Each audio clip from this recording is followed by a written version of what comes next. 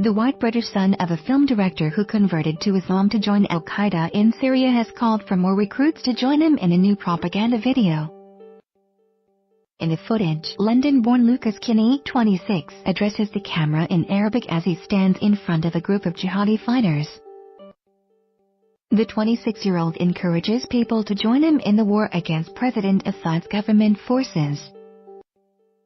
He is the only member of the group who leaves his face uncovered. Kinney has become a figurehead of the Syrian al-Qaeda-linked group Jabhat al-Nusra, and has starred in several propaganda videos posted online under the nom de guerre Abu Bakr al-Britani, the first white British convert to emerge in Syria.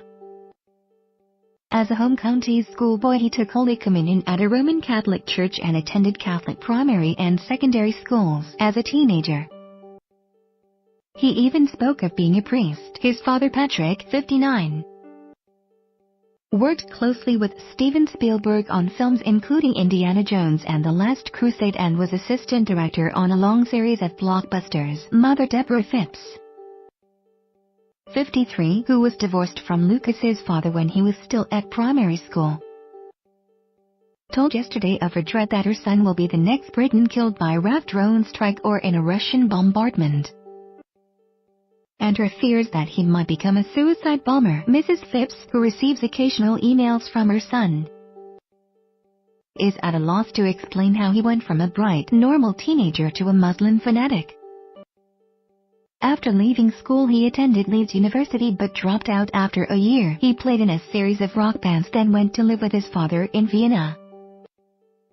It was there that he is believed to have been radicalized. He is now a figurehead of the Syrian al-Qaeda-linked group Jabhat al-Nusra, and has starred in 2 propaganda videos posted online under the nom de guerre Abu Bakr al-Britani. Mrs. Phipps, who now lives with her second husband in a Honeystone executive home in the West Country with a smart Jaguar parked outside, told the mail her jihadi son faces continual danger.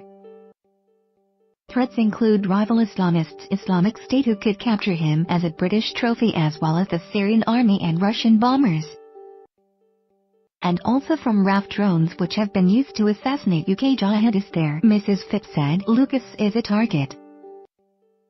I'm glad he's associated with al-Qaeda rather than is, but obviously I worry. On Mother's Day last year I spoke to his father and he told me he thought our son was dead because there was a picture of him on the internet lying on a bed in Syria and you couldn't tell if he was alive. Later that day we found out he wasn't dead but was seriously injured. He'd been struck by mortars, so his arm basically was hanging off. He had to have a big operation and he said he wouldn't be able to fight for about 18 months. I last heard from him recently. I don't get anything for months and months, and then all of a sudden I get an email, and every time I think, well, at least he's still alive. That's the relief. He's married out there. I don't know anything about her. They don't have any children as far as I know, but this is recent, the last few months. We just want him to come home. If he's done something wrong, I'd like him to accept the consequences. He's still young and at least he's still alive." Most British jihadists in Syria are born Muslims of overseas descent, but the existence of a white convert only emerged online several months ago in the 2 Jabhat al-Nusra videos presented by Abu Bakr al-Britani. Not until today has he been exposed as Lucas Kinney, bespectacled, calm and well-spoken. He sounds very much England-born as he talks about the atrocities being carried out by Jabhat al-Nusra's rivals ISIS. Both films are journalistic in style in contrast to the crude attempts at visual terror in his videos. One of Kinney's professionally produced videos is entitled "So the Way of the Criminals Will Become Clear." In it, he visits the scene of an IS attack on a mosque in a Jabhat al-Nusra area of Syria, but adds with the faith of a fervent convert that the good thing for his murdered brothers is that Allah chose to take them in a very good time. He gave them an honorable death. Referring to Islamic State, Kinney says the group is not deserving of that name. His broadcasts are designed to encourage other Britons to join his al-Qaeda group in Syria, a criminal offense in Britain. Some observers mocked him with "Don't forget your toothbrush" jibes after they noted that in one video, while Kinney had an AK-47 over his shoulder, there was a green and white toothbrush tucked in amid the ammo in his military weapon. Kinney, who has a younger brother and sister, was born in Hammersmith, West London, in 1989 to his Coffee British mother and his British-American Roman Catholic father. His father, Patrick, son of a United Nations diplomat, started his movie career as an assistant director on the film 1984 and progressed through one of the Rambo films, Out of Africa and Cry Freedom, to working alongside Spielberg on Empire of the Sun and Indiana Jones and the Last Crusade. In addition to working on numerous other films and ITV police drama series The Bill, he was second assistant director on Braveheart and Chaplin. The family settled initially in a modern detached house in the home counties. Kinney followed his father to the local church and said his mother attended both the Ling Primary School and nearby Catholic Secondary. After a few years, his parents divorced. His father moved to Florida alone, and his mother remarried to an airline manager. When Kinney's stepfather got a 3-year posting to Saudi Arabia, the whole family moved there. They feared evacuation because they arrived only days before September 11, 2001, the moment when al-Qaeda launched itself on the world by bringing down the World Trade Center. When fears calmed, they stayed. And after private English schooling in Saudi Arabia, the family went on to Egypt. Kinney was placed at the elite private modern English school in Cairo and performed in numerous school plays. He grew his hair long, dyeing it red, and formed and played electric guitar in a series of rock bands, one called Hannah's Got Herpes. He also posted pictures of scantily clad girls on Facebook. In Cairo, he gained international GCSEs and then 3 A-levels, including music and art. He then lived briefly with his father in a Vienna flat during a gap year before beginning a Middle Eastern Studies with Arabic course at Leeds University in 2009. After a year, he dropped out and returned to live with his father in Vienna. It is there he is thought to have become a Muslim convert. Mrs. Phipps said, "Lucas's father Patrick is a Catholic and Lucas is Catholic. He did Holy Communion and everything.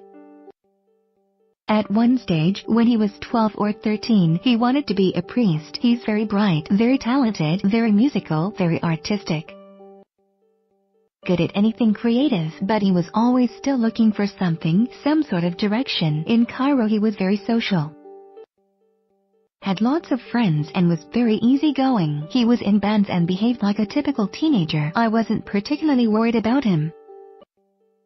He didn't become a Muslim then. He liked pop music, all the school productions he was in, a performer basically. He used to do Battle of the Bands as well because he played guitar a lot." She added that while Kinney was in Vienna with his father, she and her husband moved to Islamabad, Pakistan, leaving her 2 youngest in UK boarding schools for her second husband's job with BA, but again were rocked by terror just after arriving. Al-Qaeda was blamed for killing 56 with a bomb at the Marriott Hotel in Islamabad in September 2008. It led to BA suspending flights there and the family coming straight back to Britain. Speaking of his year at Leeds, his mother said, "I don't think he became involved in Islam there.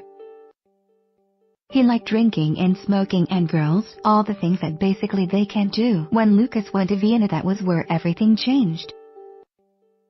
Lucas did not say he was becoming a Muslim, but we used to talk on Skype so we could see him, and obviously you could see he had become a Muslim. His father said his religion is very important to him. He had a beard and the robes. It was quite obvious. After a while, he moved out to live with friends. We didn't even really discuss it. She was not in touch with him for some time. But then came the sudden Mother's Day discovery that he was a jihadi in Syria. Mrs. Phipps said, "When I found out he was in Syria, I said, if I could get on a plane and come out there and bring you back, I would. But he said, no, that's not what I want. They have to want to come back, then maybe you can take steps." A long time ago he said to me, "They're killing Muslims. He was talking about Assad, the Syrian president. He said they're raping women, killing children as well. I think it's Assad's regime fighting that's taken him there. There are pictures of him on Facebook with guns. I think he possibly would murder himself. I think he's mentioned it once a long time ago, and this is another one of our fears. That he would do that. Mrs. Phipps said her son had never talked of attacking the West, but added, in emails from Syria he kept using Quranic phrases and wants everyone to convert. She added, Special Branch has been in touch of course. Asked about the toothbrush seen in the video tucked next to the bullets in his military weapons, she smiled as she said it possibly really was for dental hygiene rather than Kalashnikov cleaning. He's always been very good at doing his teeth, she said. Kinney's last contact with his mother was short. It featured Quranic references and asked after his father's health. Kinney did not respond to an email request from the mill for comment. His father declined to comment.